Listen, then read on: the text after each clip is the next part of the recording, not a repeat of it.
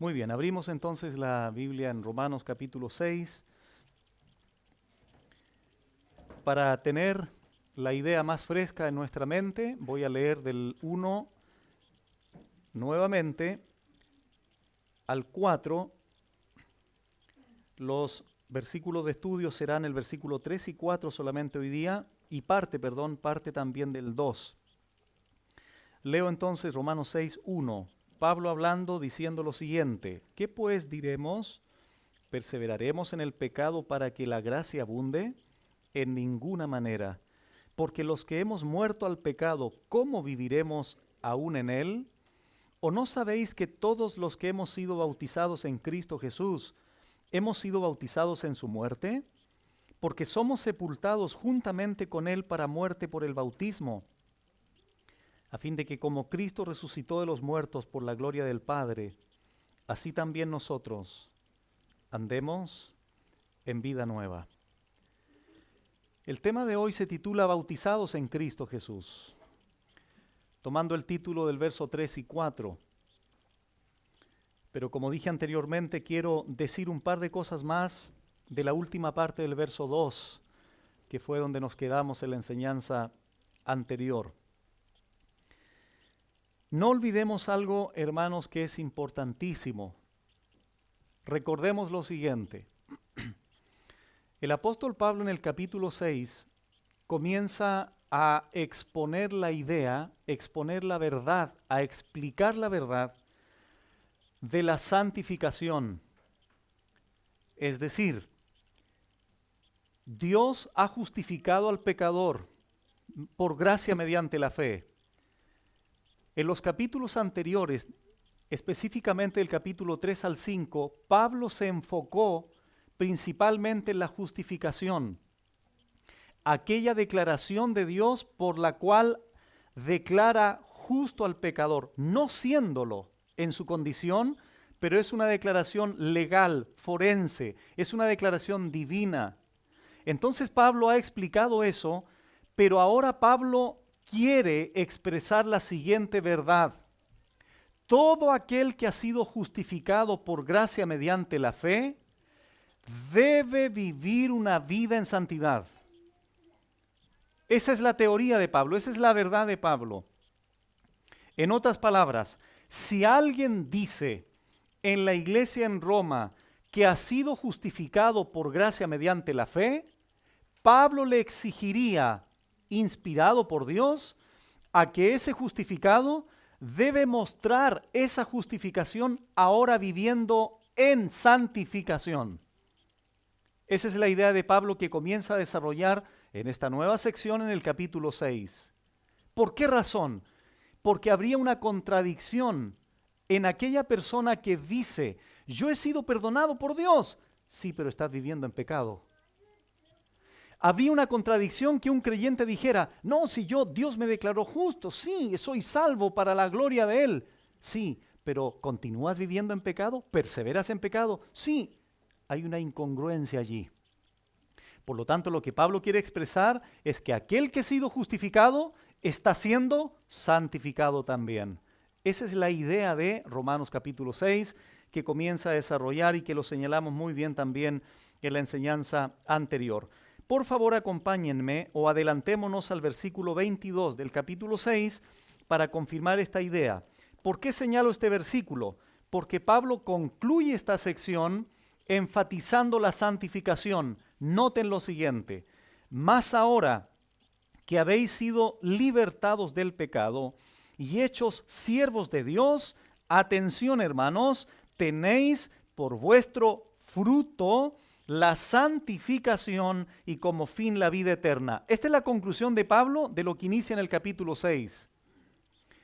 Si tú me preguntaras a mí, pastor, ¿qué evidencia, qué prueba, qué manifestación de un verdadero creyente para creerle que es un creyente? ¿Cuál sería? La respuesta está en el texto. Es que ese creyente que dice verbalmente ser creyente se santifique. Porque si no lo hace, es mentira que ha sido justificado. Ese es el punto de Pablo. Bueno, dicho eso entonces, vamos al capítulo 6, al inicio. Pablo preguntó, ¿perseveraremos en el pecado para que la gracia abunde? ¿Pecaremos más para que Dios sea mejor?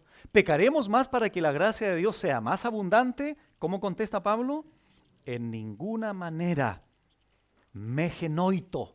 Una respuesta enérgica en el griego, incluida una indignación santa aquí. En ninguna manera. Y Pablo explica eso, diciendo, porque los que hemos muerto al pecado, ¿cómo viviremos aún en él? Es lógico, ¿no? Si alguien asevera decir, yo morí al pecado, bueno, pero si moriste al pecado, ¿por qué vives aún en él? Es una contradicción, es una incongruencia. Nosotros hemos muerto al pecado y no podemos seguir viviendo en él. Eso se llama santificación. ¿Sobre la base de qué? Y es lo que vamos a entender hoy día. ¿Por qué es vital, hermanos, entender lo de hoy? Porque hay iglesias que intentan santificar a sus fieles con una lista de 40 prohibiciones. ¿Usted es un santo, hermano? Sí, claro, ¿cómo no? Número 1, vístase de tal forma, no vaya a tal parte, guarde los televisores, no vaya a tal parte, no se pinte, no haga esto, no haga esto, no haga esto, no, 25 puntos, 30 puntos, 40 puntos. Y se cree equivocadamente que a través de esa manera la gente se santifica. Es un grueso error. ¿Por qué razón? Porque la santificación de Dios no es de afuera hacia adentro. La santificación real, verdadera, es de adentro hacia afuera. Dile a una hermana que se ponga faldas largas y esa hermana jamás va a dejar de ser chismosa porque se pone una falda larga. El problema no es ese. El problema es que probablemente ese corazón no ha sido regenerado. Porque cuando el corazón ha sido regenerado, ha sido cambiado por la obra de gracia de Dios, entonces eso se comienza a manifestar hacia el exterior. La hermana aprende a vestirse, el hermano aprende a comportarse, no por el que dirán externo, sino porque interiormente el Espíritu Santo está generando una obra de gracia. Pero esa santificación del creyente no se sustenta en restricciones eclesiásticas. Se sustenta sobre la base del sacrificio de Jesucristo en la cruz. Esa es la gran verdad que sostiene la santificación del creyente. No las restricciones de la denominación tal o cual, sino de la obra de gracia que Dios hace en el interior del hombre. Hermano, tú y yo no nos santificamos porque si no me van a llamar los líderes de la iglesia, me van a llamar la atención. ¿Tú no te santificas por eso? Bueno, ya me voy a portar bien para que los hermanos no me estén llamando en la semana y diciendo cosas raras. ¿Tú no te santificas por eso, hermano, por favor? Si tú te santificas, es porque el Señor, sobre la base de lo que hizo en la cruz por tu vida, al morir, al ser sepultado y al resucitar, entonces, sobre esa base, tú ahora comienzas a sustentar tu santidad. Por eso es que el peor error es cuando un creyente trata de hacer estas cosas en sus propias fuerzas. Pregúntale a un creyente que ha tratado de cambiar en sus propias fuerzas. Siempre te dirá, no he podido. Ah, ¿sabes por qué no has podido? Porque lo has hecho en tus propias fuerzas, no sustentado en la obra de gracia, en lo que Cristo hizo en la cruz, en su resurrección, en su ascensión al cielo, etcétera, etcétera. Y eso es lo que vamos a explicar en esta tarde, amados hermanos. Vamos a ir tan lento como lo fuimos también con el capítulo 5:12. ¿Recuerdan que les dije, no importa que vayamos lento, no importa que avancemos un versículo, 2 versículos, Yo traigo aquí mi sermón homilético elaborado, pero si no alcanzo a cubrir todo, no importa. Me interesa que vayamos entendiendo, hermanos, que la justificación siempre debe ir acompañada de la santificación, siempre. Bueno, avancemos entonces, hermanos, diciendo lo siguiente. La última frase del verso 2, que es una interrogante también, para decir un par de cosas más, Pablo dice, ¿cómo viviremos aún en él? En él se refiere al pecado. Vamos a 1 de Juan 3, por favor.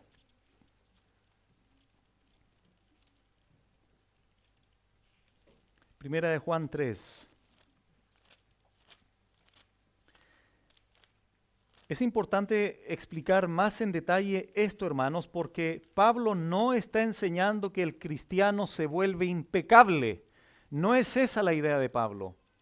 Claro que el creyente peca, no porque se deleite en el pecado, no porque persevere en el pecado, pero el creyente, todo creyente peca. Desgraciadamente, de manera ocasional, de manera intermitente, pero lo hace. Entonces Pablo no está hablando aquí de impecabilidad. Como ya lo explicamos, Pablo está hablando del control, del dominio del pecado. Significa haber muerto al pecado. ¿Qué dice 1 de Juan 3:9? Lo siguiente, todo aquel que es nacido de Dios, ¿qué dice Juan? Perdón ahora. No practica el pecado. Practica aquí es un sinónimo de perseverar de Romanos 6. ¿Qué preguntó Pablo en Romanos 6? ¿Perseveraremos en el pecado para que la gracia abunde?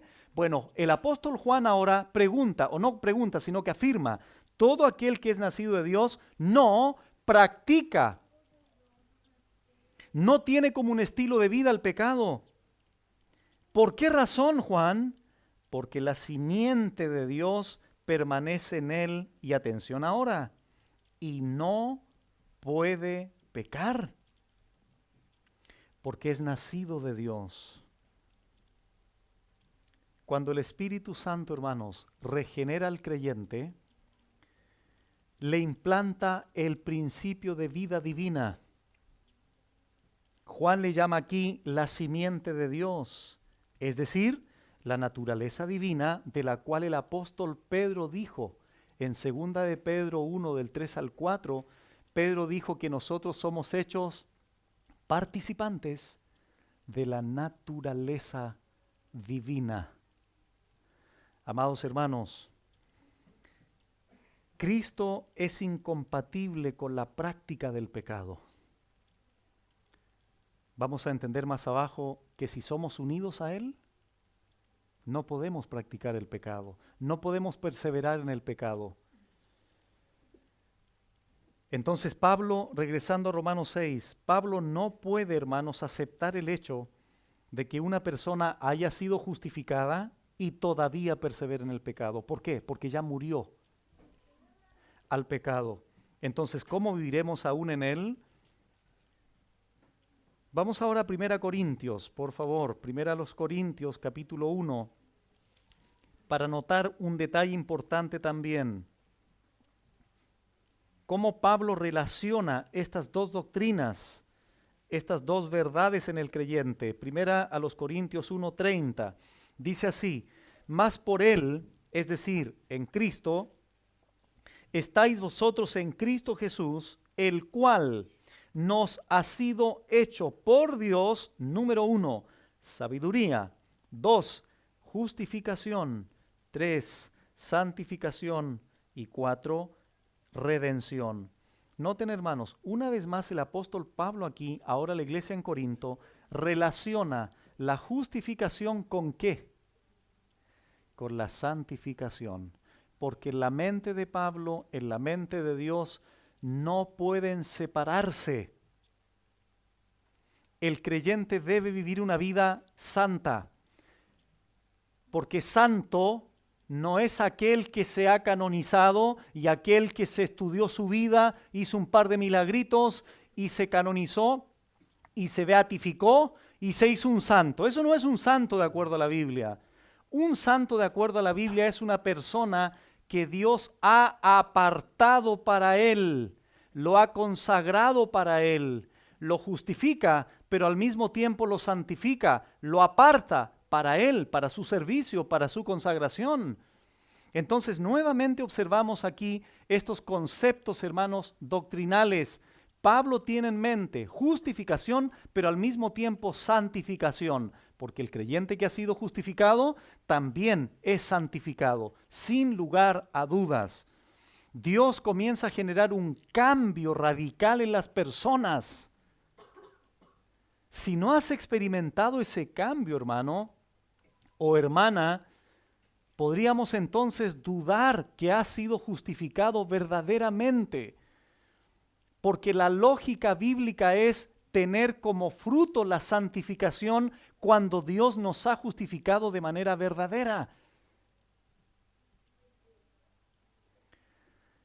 Adelantémonos al capítulo 6, 1 Corintios 6.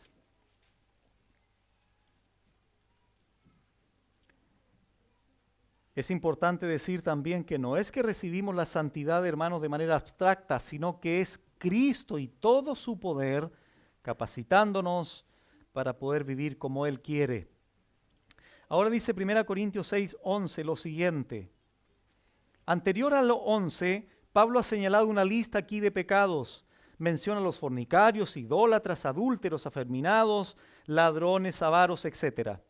Todos estos, dice la Biblia, no heredarán el reino de Dios. Versículo 11. Y atención con esta frase, hermanos, porque es importante. Y esto, ¿cómo debemos interpretar la palabrita esto? Bueno, todo lo que señalé anteriormente, los fornicarios, los adúlteros, etcétera, etcétera. Esto, ¿qué verbo aparece ahora? ¿Y estos son ustedes? No, por favor, porque ahí habría un serio problema. Y esto erais, tiempo pasado, algunos. Atención ahora a lo que dice, lo que sigue diciendo Pablo. Mas ya habéis sido lavados, ya habéis sido santificados, ya habéis sido justificados en el nombre del Señor Jesús y por el Espíritu de nuestro Dios. La pregunta es la siguiente: ¿por qué razón estos hombres o mujeres que son representados a través de estos pecados, por qué eran y ya no eran?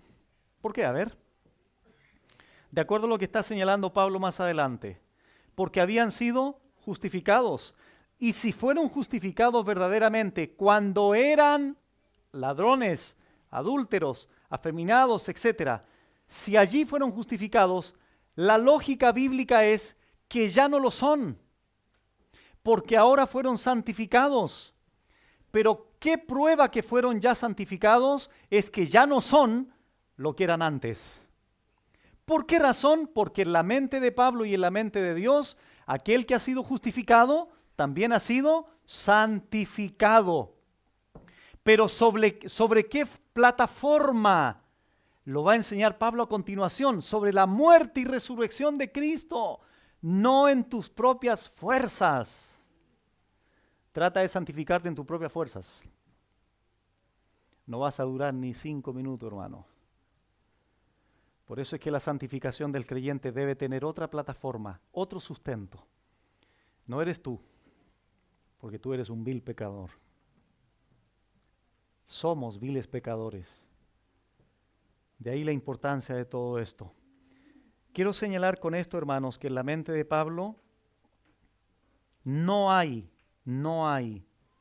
divorcio entre la justificación y la santificación. Al contrario, hay una unidad inseparable. ¿Me dices que eres justificado? Dime también que eres santificado. Esa es la idea. Pablo preguntó en Romanos 6, ¿cómo viviremos aún en el pecado? Spurgeon dijo lo siguiente: si puedes pecar sin lamentarlo amargamente, eres un heredero del infierno. Así de potente. O sea, es insostenible que un creyente se deleite en el pecado. Por eso ahí está el termómetro para que te midas. Mira, hermano, si cuando pecas te da lo mismo, podrías no llamarte hermano. Te lo digo bajo la autoridad de la Biblia. Cuando todos nosotros pecamos, hermano, aunque está en la lucha ahí, la carne, pero el creyente siempre, cuando cede, lo hará entre una mezcla de dolor, de insatisfacción.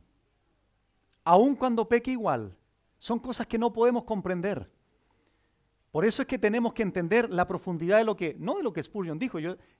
Todas las frases que escogemos los predicadores es simplemente, hermanos, no para sobreponerlas sobre la Escritura, para nada, están bajo la Escritura, simplemente para confirmar o expandir un poco más la idea. Pero por alguna razón él dice, si puedes pecar sin lamentarlo amargamente, eres un heredero del infierno. ¿Por qué razón? Porque el que ha sido justificado vivirá o tratará de vivir en la gracia, en una santidad. No puedes, hermano, pecar y no experimentar nada. No puedes. Algo tiene que sucederte. Porque se supone que moriste al pecado, ¿no? ¿Cómo viviremos entonces aún en él? Es imposible estar vivos en Cristo y vivos al pecado al mismo tiempo. Los verdaderos creyentes no pueden estar felices en el pecado, no pueden. Están intranquilos, están incómodos. Tienen que llegar en algún momento del día a pedir perdón al Señor. Y esto no es fanatismo, esto no es legalismo, esto no es ser santurrón, para nada. Es una vida real, la vida de Cristo realmente viviendo en la vida del creyente. Eso es. Y es importante acentuar esta verdad, hermanos, porque hay personas que aparentan tener vida espiritual en Cristo, pero siguen siendo cadáveres. Esto pasa mucho en las iglesias. Hay muchos cadáveres yendo a la iglesia, todavía no tienen la vida de Cristo. ¿Y cómo lo sabe, pastor? Bueno, porque sus vidas nos han cambiado. Hay creyentes que van a la iglesia y siguen teniendo una vida doble, vicios escondidos, vidas privadas, groserías, etcétera, etcétera, etcétera. Vidas dobles. Son cadáveres que van al culto. Y mira, podemos extraer una verdad que ilustra muy bien esto. Un día vi en internet cómo maquillan o cómo arreglan los cadáveres. Pero sabes que ese arreglito que se le hace es temporal, ¿sabías? Es para que aguante el tiempo del velorio. Es para que aguante relativamente bien antes de llevarlo y enterrar el cuerpo. Pero ese maquillaje jamás arregla la esencia, la naturaleza. ¿Por qué? Porque ya el cadáver está muerto. Por algo se llama cadáver. Así hay muchos creyentes, entre comillas, que no son creyentes, pero van a la iglesia. ¿Sabes a qué van a la iglesia? A maquillarse un poco. 2 horas de maquillaje. ¿Me explico, no? ¿Se entiende la ilustración? Van el día domingo, se maquillan un poco. ¡Ay, qué lindo el mensaje! Bla, bla, bla. Siguen siendo cadáveres durante semana porque lo evidencian con sus actos. La idea, hermanos, es que en una iglesia no hayan cadáveres, sino vivos en Cristo el Señor. Y que eso lo confirmen con una vida verdaderamente cambiada. Bueno, si estamos en Cristo, entonces, hermanos, si estamos vivos en Cristo, entonces estaremos muertos al pecado. Es lo que Pablo ahora va a argumentar detalladamente en los siguientes versículos. Muy bien, ¿cuándo sucedió esto? ¿Cuándo sucedió el hecho de haber sido muertos al pecado y que ya no debemos vivir en él? La respuesta es la siguiente: en el momento de nuestra conversión. Atención, aclaración necesaria también. Pablo no dice en el momento en que fulano de tal empezó a ir a la iglesia. No. Pablo no dice que fue en el momento en que alguien se inscribió en el libro registro de la iglesia de miembros. Tampoco. Pablo tampoco está enseñando que eso comenzó en el momento en que alguien se adhirió a las filas de una denominación. No. Pablo dice que eso de haber muerto al pecado y que en consecuencia no se puede seguir viviendo en él, sucedió en un momento clave. Ese momento se llama en la Biblia el momento de la conversión. Y él lo explica en el verso 3 con lujo de detalles. ¿Qué dice en el verso 3? ¿O no sabéis que todos, los que hemos sido bautizados en Cristo Jesús, hemos sido bautizados en su muerte? Todo el resto de versículos, hermanos, del 3 en adelante, Pablo lo que hace es explicar qué significa haber muerto al pecado. En primer lugar, dos palabras importantes en este pasaje. Verso 3, bautizados y bautismo. Uno aparece como verbo y en la misma palabra como sustantivo. En segundo lugar, dos frases dignas de señalar en el mismo verso 3. En primer lugar, hemos sido bautizados en Cristo Jesús. Y número 2, fuimos bautizados en su muerte. Para enfatizar lo que dice en el verso 2, hemos muerto al pecado. ¿Cuándo morimos al pecado? En su muerte. ¿De qué manera? Habiendo sido bautizados. Bueno, ¿qué significan estas palabras y frases? ¿Qué implicación tiene en la mente de Pablo estas verdades? Cuando Pablo pregunta, ¿o no sabéis que todos los que hemos sido bautizados en Cristo Jesús? Bueno, en el momento de la conversión sucedió algo inexplicable físicamente, pero espiritualmente desde luego tiene sentido. ¿A qué se refiere Pablo cuando dice habéis sido bautizados en Cristo Jesús? A lo siguiente. El apóstol Pablo explica la idea de que cuando un creyente se convierte, cuando el Espíritu Santo hace la obra de regeneración o cuando Dios lo justifica, para seguir la idea del pensamiento de Pablo en los primeros capítulos de Romanos, significa que el creyente o la persona ahora es sumergida, es unida, es fusionada, es identificada en Cristo. Somos incorporados a Él. Somos participantes con Cristo. Por lo tanto, la expresión todos los que hemos, Pablo aquí se incluye junto con los apóstoles, junto con los hermanos en Roma y junto con nosotros. ¿Por qué? Porque aquí se refiere a todos los creyentes. No hay ninguna clase especial de creyente bautizado más que otros. Todos hemos sido bautizados en Cristo Jesús. Nos identificamos con Él, fuimos unidos a Él, fuimos amalgamados a Él, fuimos sumergidos a Él. Vamos a 1 Corintios 10 para extraer la misma idea, el mismo principio. 1 Corintios 10 para explicar un poco más esta frase, siendo bautizados en. 1 Corintios 10, versículo 1 y 2. Dice así, porque no quiero, hermanos, que ignoréis que nuestros padres todos estuvieron bajo la nube y todos pasaron el mar. Aquí el apóstol Pablo, sin lugar a dudas, se está refiriendo al pueblo de Israel. ¿Y qué dice el verso 2? ¿Y todos en quién? Atención con esto. Ya no en el Señor, no en Cristo Jesús, sino que ahora la idea es otra. Pablo dice, y todos en Moisés fueron, ¿qué dice? Bautizados en la nube y en el mar.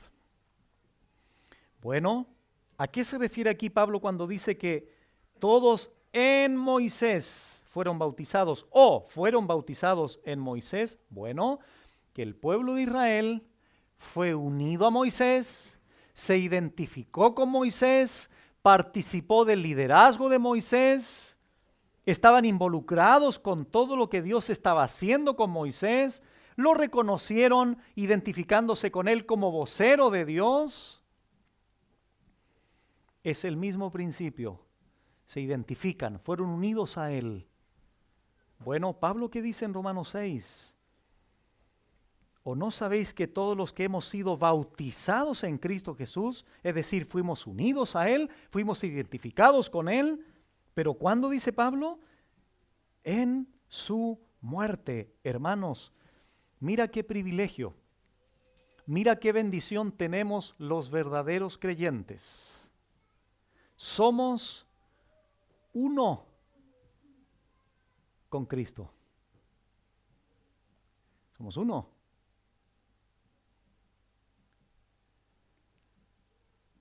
Somos colocados en una nueva esfera, en Cristo el Señor. Por esta razón, hermanos, en que en 1 Corintios 6, versículo 17, hay una gran afirmación de Pablo a la iglesia allí en Corintio, 1 Corintios 6, 17, porque sobre esta base, hermanos, leemos lo siguiente, en 1 Corintios 6, 17, mira lo que dice Pablo, pero el que se une al Señor, tomando la expresión de Pablo, Romanos 6, el que es bautizado en Cristo, ¿qué sucede ahora? Un espíritu es con él. Un espíritu es con él. Ahora, comienza a razonar en lo siguiente. Si yo soy un espíritu con él, ¿qué sucede cuando yo peco?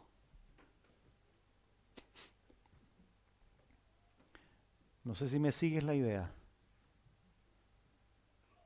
¿Te das cuenta a lo que exponemos nosotros? ¿Al Señor? ¿A su Espíritu Santo?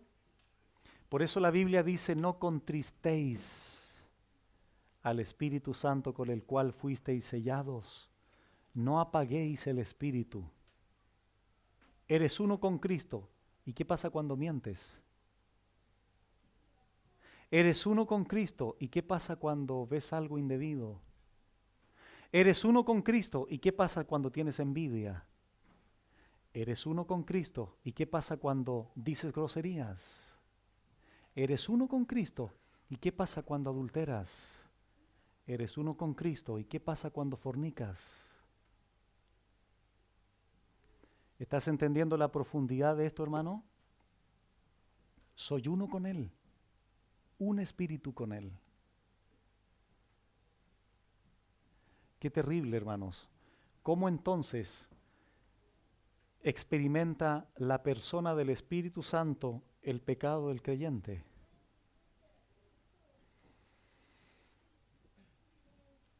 Todo esto es lo que explica a los creyentes en Roma Pablo. Regresamos a Romanos 6. Y esta realidad espiritual, hermanos, es también la que se hace visible a través del bautismo en agua. Ya lo vamos a explicar. F.F. Bruce, en su libro Pablo, el apóstol del corazón liberado, Bruce señala lo siguiente, cito, el bautismo de los cristianos constituía la frontera entre su antigua existencia no regenerada y su nueva vida en Cristo. Marcaba su muerte a la vida vieja, por lo que para un cristiano bautizado, continuar pecando era tan terrible como sería para un esclavo seguir en esclavitud bajo su antiguo amo después de haber obtenido su libertad, o para una viuda permanecer sujeta a la ley de su marido. Fin de la cita. Hermanos, el bautismo en esos tiempos era el símbolo de la fe. La gente que creía inmediatamente se bautizaba en agua. Por esta razón, en la mente de Pablo es inconcebible que haya algún cristiano verdadero que no se quiera bautizar. Porque se asume que todo aquel que cree que tiene una fe verdadera, ¿qué va a hacer? se va a bautizar, porque es la única manera de reflejar externamente lo que interiormente Dios ha hecho en su corazón. Ahora hay que tener un cuidado también, porque muchas personas creen que por bautizarse van al cielo. La gente se va al cielo por gracia mediante la fe. Pero se elevan muchas veces los rituales o los sacramentos o las ordenanzas, se elevan más allá que por la realidad. El que salva es Cristo, no el bautismo. Pero Cristo manda bautizarse a todo aquel que cree. Lo mismo sucedió con el pueblo de Israel. Comenzaron a elevar, por ejemplo, el templo. Comenzaron a elevar la serpiente de bronce. Dios le dijo a Moisés, hazte una serpiente de bronce, Moisés. Levántala allí para que el pueblo de Israel mire y sean sanos. ¿Saben qué hicieron después ellos? En el segundo libro de Reyes, comenzaron a venerar y adorar esa serpiente de bronce. Porque así es el ser humano. Hermanos, tenemos que tener en su lugar las ordenanzas que representan verdades espirituales, pero no son la causa. Porque somos salvos por gracia mediante la fe. Sería ridículo pensar que Pablo aquí está enseñando que por bautizarse en agua somos salvos. Sería contradictorio. ¿Por qué? Porque los primeros capítulos de Pablo, ¿qué enseñó? Somos justificados gratuitamente por la gracia mediante la fe. Pero la verdad, repito, del bautismo en agua, hermanos, exhibe la verdad del Evangelio de Jesucristo y lo que Dios ha hecho en el interior de aquel creyente. Por lo tanto, aquí obviamente hay una mención también a este bautismo en agua, donde se representan estas verdades espirituales, pero no otorga ninguna de ellas. Hay una religión por ahí que atribuyen una especie de gracia especial al bautismo. Es decir, si no te bautizas, no puedes ser salvo. Poniendo un énfasis en las obras como tal. El bautismo, hermanos, representa o simboliza el evangelio completo, muerte, sepultura y resurrección de Jesucristo, ya que no hay ningún beneficio fuera o aparte de Cristo. El que salva es Cristo, el que justifica es Él.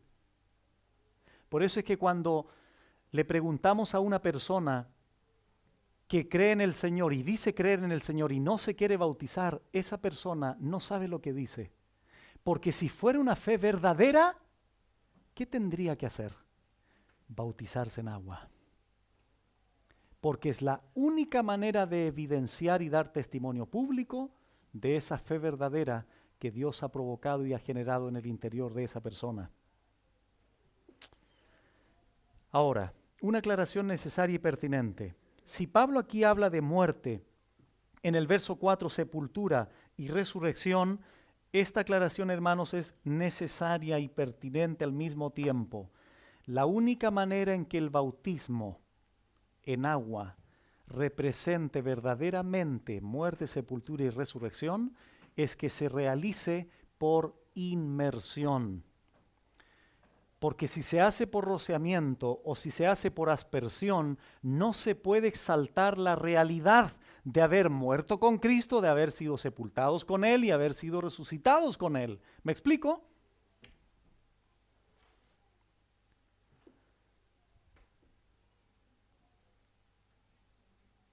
Pablo entonces, hermanos, apela aquí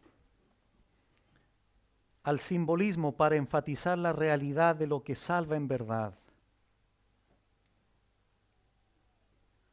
Por eso Pablo al inicio del 3 les dice, ¿o no sabéis? Es como si Pablo les dijera, ¿acaso ustedes ignoran el significado de su propio bautismo? ¿Han olvidado qué fue lo que simbolizó su bautismo? Espiritualmente morimos con Cristo, fuimos sepultados con Él, y dice el 4, resucitados con Él. Por eso es que enseñamos siempre que bautizamos a alguien en agua, les enseñamos esta realidad espiritual. Que tengan en mente eso. Cuando seas sumergido en el agua, ten en mente que espiritualmente fuiste muerto con Cristo en la cruz, sepultado con Cristo en la cruz, en la muerte, en el sepulcro, y finalmente resucitado con Cristo en su resurrección. Esa verdad es mucho más profunda en el corazón y en la mente de ese hermano que en razón de su fe ahora quiere evidenciar públicamente bautizándose en agua. Lo impresionante de todo esto, hermanos, es que no solo fuimos bautizados en su muerte, no solo fuimos unidos en su muerte, no solo fuimos identificados con su muerte, no solo fuimos participantes de su muerte, sino que además resucitamos en su resurrección. Pablo sigue explicándonos en el verso 4. Avancemos al 4. Porque somos sepultados juntamente con Él. Hermanos, esa palabrita juntamente en el griego sun, un prefijo, lo vamos a ver en todo el pasaje. Juntamente con Él, juntamente sepultados, juntamente crucificados, juntamente muertos, juntamente. ¿Cuál es el énfasis? Bueno, precisamente lo que estamos enseñando, la unidad, la incorporación a Él, la fusión a Él. Hermano, lo que tenemos que entender es que si estamos unidos a Él, ¿cómo viviremos aún en el pecado? Esa es la idea, ese es el desarrollo de toda la idea del apóstol Pablo. Porque somos sepultados juntamente con Él para muerte por el bautismo, otra vez el bautismo. ¿Por qué Pablo habla aquí de sepultura? Lo mismo que en 1 Corintios 15, el 3 al 4.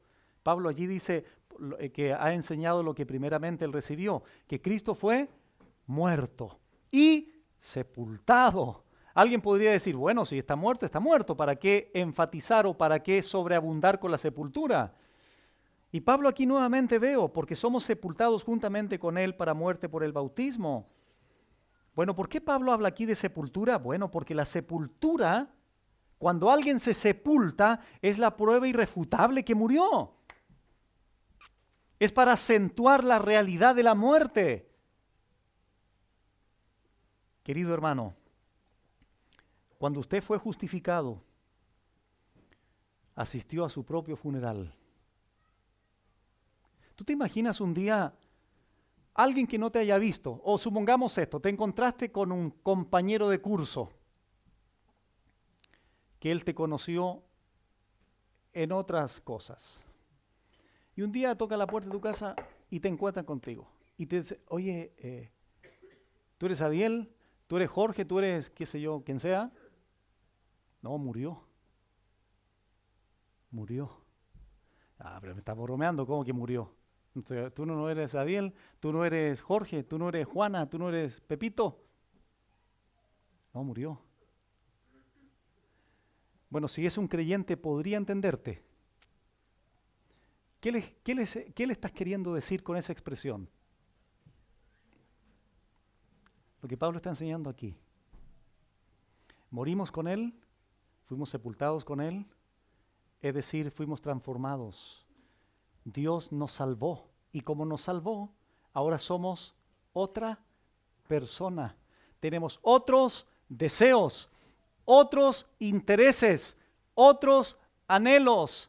La mujer murió. Por eso la Biblia le llama el viejo hombre.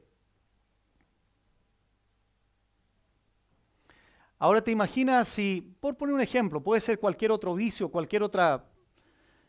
En el colegio fumaba y era grosero. Se encuentra contigo y te dice, oh, no, murió. Y la tremenda grosería pasa. ¿Querés un cigarro? ¿Qué pasaría ahí? ¿Te creería? ¿Por qué no te creería? Bueno, si le dice, no morí. No moriste, porque sigues perseverando en el pecado. Habría una incongruencia allí.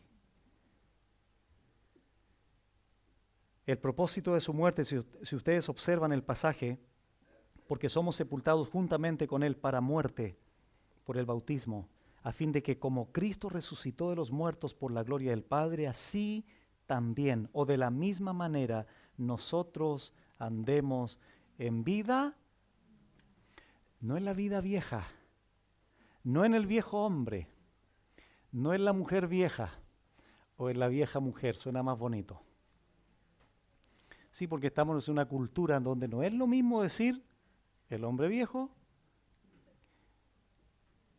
que la mujer vieja. Pero el punto es que es lo mismo. Andemos en una vida nueva. ¿Por qué vida nueva? Porque morimos, fuimos sepultados y resucitamos. Ya no vivimos como muertos, ya no somos cadáveres. El cadáver mencionado en Efesios 2 del 1 al 3 era un cadáver que estaba muerto en sus delitos y pecados, y en razón de aquello era un pecador, idólatra, avaro, etc. Ahora tengo una vida nueva. Mi comportamiento es nuevo. Mis pensamientos son nuevos. La voluntad de Dios implantada en el corazón del creyente por su palabra ahora lo orienta a un estilo de vida diferente. Pero solo los que han sido bautizados en Cristo, no otros. No los que van a la iglesia, no los que están inscritos en un registro, no necesariamente, sino los que Dios ha justificado. Y como los ha justificado, verdaderamente entonces esas personas ahora están siendo santificadas. Qué triste, hermano, es haber conocido una persona 15 años atrás y ahora te dice, estoy yendo a la iglesia, hermano.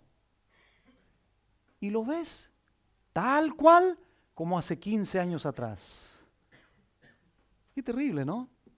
Tú puedes ahí comprobar que allí no fue bautizado en Cristo. Sigue en su vida vieja. Por eso la Biblia dice 2 Corintios 5:17, de modo que si alguno está en Cristo o bautizado en Cristo, ¿qué dice? Nueva criatura. Pastor, antes a mí me encantaba. ¿Qué ejemplo menciono? Me encanta, bueno, eso. Me encantaba decir groserías, me encantaba ver películas subidas de tono, me encantaba ver esto, me encantaba mentir, me encantaba robar, me encantaba... Bueno, ¿y por qué lo sigues haciendo ahora? Ya no te encanta. Si has caído en eso otra vez, deberías tener dolor. Antes en la vida vieja, deleite, placer. No había ninguna restricción porque el Espíritu Santo no moraba en ti. Rienda suelta a los deleites, rienda suelta a los placeres. Hoy día, si caes en algún pecado, deberías amargarte, deberías entristecerte. ¿Por qué? Porque eres uno en Cristo. El Espíritu Santo mora en ti. Somos templo del Espíritu Santo. Si no experimentas dolor, amada persona, amado hermano, hermana, si no experimentas dolor cuando pecas, una intranquilidad interior, una incomodidad interior, es mentira que eres creyente justificado. Es mentira. Y yo estoy consciente que aquí en esta iglesia, como en cualquier otra, hay no salvos aquí sentados. Los hay. Se tiene que cumplir la Escritura. Personas que aparentemente son cristianas, pero no lo son. Y eso es una verdad terrible, hermanos. Porque nosotros muchas veces asumimos que cuando el Señor nos lleve a su presencia, todos vamos a estar contentos arriba y no, no es así. No es así. Más de alguien de este grupo que está sentado aquí se va a quedar en esta tierra. Porque la Escritura se tiene que cumplir. No todos los que están aquí han sido bautizados en Cristo. No todos los que están aquí han sido unidos al Señor. ¿Sabes por qué lo sé? Porque la Escritura así lo enseña. En toda iglesia local hay personas no regeneradas. Solo Dios sabe quiénes son, desde luego. Por eso deberías asegurarte, querido hermano. Piensa en eso. ¿Qué te sucede cuando pecas? Si has sido muerto al pecado, si fuiste enterrado con Cristo allí, en la sepultura, si resucitaste con Él y Dios te da una nueva vida, bueno, entonces, ¿por qué hay una incongruencia en tu vida? ¿Por qué razón? Y tú sabes que el Espíritu Santo te está hablando ahora a ti. Tú lo sabes. Pareciera ser, siempre me dicen eso las personas. ¿Cómo sabía usted? ¿Cómo me dice las cosas? No, no es a ti de manera personal, es a la iglesia o a quien nos está escuchando en cualquier país del mundo, no importa dónde sea. Pero más de alguien se está sintiendo identificado con estas palabras. Si no estás viviendo una vida de santificación, no pienses que eres una persona bautizada en Cristo porque no lo evidencia tu estilo de vida. Pablo dice, somos sepultados juntamente con Él para muerte por el bautismo. Quiero hacerte la siguiente pregunta. No necesitas pensar mucho. La respuesta es evidente. Cuando eres sumergido en agua, desde luego, cuando eres fusionado en el agua, cuando eres metido en el agua, si sales, ¿de qué sales empapado? De agua, ¿cierto? Por eso les dije, no hay que pensar mucho para la respuesta. La idea es la siguiente, si yo me meto en una piscina con agua, me introduzco en ella, soy unido al agua, me sumerjo en el agua y salgo de ella, salgo empapado no de harina, no de barro, sino de agua. Porque el elemento donde fui introducido es el agua. Por tanto, si soy sumergido en el agua, salgo de ella empapado en agua. La Biblia dice que nosotros fuimos sumergidos en Cristo. Cuando sales a vivir al mundo, ¿de qué tienes que salir empapado? ¿De Jorge? ¿De Juan? No. ¿De quién? De Cristo. Y ese es el gran problema, hermanos. Si yo digo ser bautizado en Cristo y salgo al mundo y vivo la vida, ¿por qué refleja tu carácter y no el de Él? ¿Será que no estamos bautizados verdaderamente en Él? Porque si estoy bautizado en Él y salgo al mundo a vivir, se supone que tengo que reflejar el elemento en el cual fui introducido o fusionado o integrado o unido, como quieras llamarlo. Por eso, hermanos, vamos rápidamente por favor a Gálatas 3. Sobre la base de esta verdad es que Pablo ahora a la iglesia en Galacia dice lo siguiente, Gálatas 3:27. Pablo dice, porque todos los que habéis sido bautizados en Cristo, ¿qué dice ahora? De Cristo estáis revestido. De hecho, una de las connotaciones de la palabra bautizar es esa. Cuando había una tintura y alguien metía un trapo o un género, lo metía y lo sumergía, lo bautizaba en esa tinta. ¿Cuál es la lógica? Al sacarlo, una vez sumergido, ¿de qué sale empapada la tela? Del color de la tinta en la cual fue introducida. Bueno, si nosotros estamos bautizados en Cristo, ¿cuál es nuestro revestimiento? ¿Qué es lo que la gente debiera ver? La vestimenta que es Él. Por eso, hermanos, es que cuando la gente observa a un cristiano que supuestamente está revestido de Cristo diciendo groserías, ¿cuál es el mensaje, teóricamente hablando, sustentado en esta verdad, que estamos entregando al mundo cuando la gente no lo entiende? Oye, ¿tú estás vestido de Cristo? Sí, claro. Oye, ¿Cristo decía groserías? ¿Te das cuenta lo grave que es, hermano, dar un mal testimonio?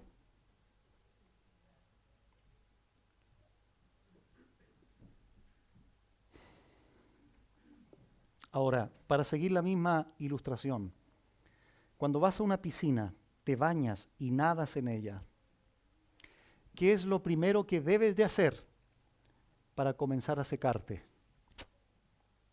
¿Qué es lo primero que tienes que hacer? La lógica, ¿cuál es? Salirte de la piscina, ¿cierto? Segunda cosa, quedarte un ratito al sol. Bueno, mientras te mantengas en la piscina, ¿qué se supone o de qué se supone que vas a estar revestido? Del agua, ¿cierto? Bueno, hermanos, por eso es lo vital.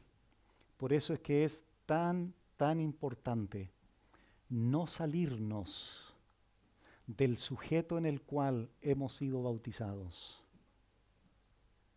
Si yo fui bautizado en Cristo, no se te ocurra salirte de Él. Posicionalmente jamás va a suceder eso, porque los que estamos en Cristo, para siempre estamos unidos a Él. Pero me refiero en la práctica, en la vida experiencial, en la vida cotidiana. Aquí está la piscina. Trata de sacar a un niño de la piscina. ¿Te acuerdas cuando tus hijos eran pequeñitos? Llanto seguro. ¿Por qué razón? Porque el niño anhela, desea. El niño podría, aunque esté enfermo y todo, adentro en el agua quiere estar, no salirse del agua. Por eso, amado hermano, los medios de gracia que Dios nos da para mantenernos unidos a Cristo, no solo posicionalmente, sino también en la práctica, es mantenernos en el agua de su palabra, en la oración. Aquí hay otra piscina grandota para todos en los días de culto, donde ustedes están evidenciando que están bautizados en Cristo. Por eso Pedro dice, aunque es otra analogía, Pedro dice, desead como niños recién nacidos la leche espiritual no adulterada. Sigamos la otra ilustración, permítame esta licencia. Desead como niños el agua de la piscina. Pero esa agua de la piscina ya no es la piscina física, sino esa agua de la palabra de Dios que cada día nos infunde aliento, vigor, fortaleza y nos mantiene unidos en la práctica de manera vivencial a Cristo el Señor, que es el sujeto mediante el cual el Espíritu Santo nos unió a Él.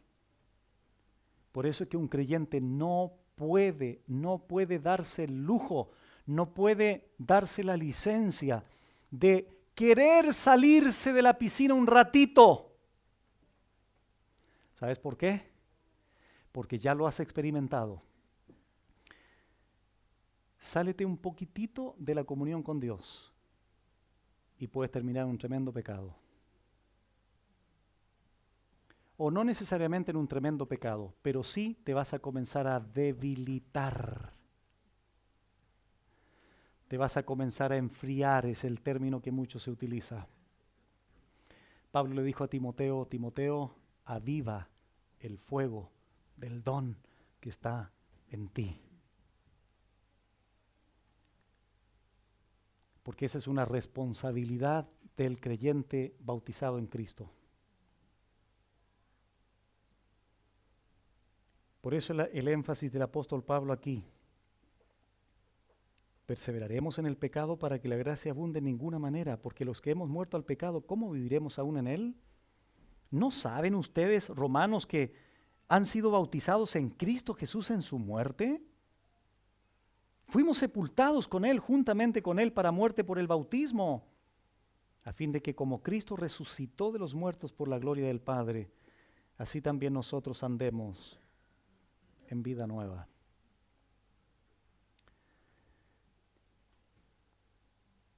Charles Hodge, un teólogo reconocido, dijo lo siguiente: no puede haber participación en la vida de Cristo sin una participación en su muerte, y no podemos disfrutar los beneficios de su muerte a menos que seamos participantes del poder de su vida.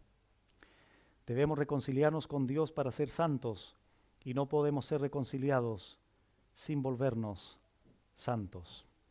Fin de la cita. Entonces, esa es la gran pregunta, hermanos, para ir terminando, antes de orar. Esa es la gran pregunta que tenemos que hacernos. Hay aquí un grupo de personas, que probablemente tuvo diferente crianza, diferentes familias, diferentes contextos, diferente aprendizaje, diferente herencia, diferente filosofía de vida, filosofía de familia, etcétera, etcétera. La gran pregunta no es qué tipo de filosofía, a qué tipo de iglesia vas, qué tipo de religión tienes. Esa no es la gran pregunta. La gran pregunta, de acuerdo al texto de hoy, es: ¿has sido bautizado en Cristo? ¿Has sido unido a Cristo? ¿Has sido eh, identificado con Él? ¿Eres participante de su naturaleza divina? Esa es la gran pregunta.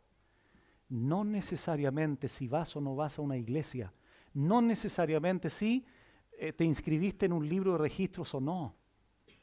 Esa es la gran pregunta. ¿Estás bautizado en Cristo el Señor? ¿Eres uno con Él? Si me dices que no lo sabes o me dices que no de manera rotunda, bueno, lo que siempre hemos enseñado es lo que Cristo enseñó y los apóstoles. Si alguien no cree el Evangelio, si alguien no se arrepiente de sus pecados, le espera una condenación eterna, un infierno eterno. Desgraciadamente se ha sobredimensionado de una manera irresponsable los atributos buenos de Dios, entre comillas. Dios es bueno, Dios es paz, Dios quiere lo mejor para ti. Él quiere que tú tengas salud, Él quiere y un montón de cosas. Peor aún, decláralo, decrétalo, peor aún, olvidándose que Dios también castiga, Dios también se aira, Dios también va a enviar a los que rechazaron la gracia y el Evangelio a un infierno. Hermanos y visitas o personas que aún no tienen al Señor, Dios les extiende ahora su mano de gracia, les extiende su salvación, les ofrece su salvación, pero al mismo tiempo los manda que se arrepientan y que crean en ese evangelio. La gracia está abierta hoy día, pero llegará un momento donde ya no habrá oportunidad para nadie.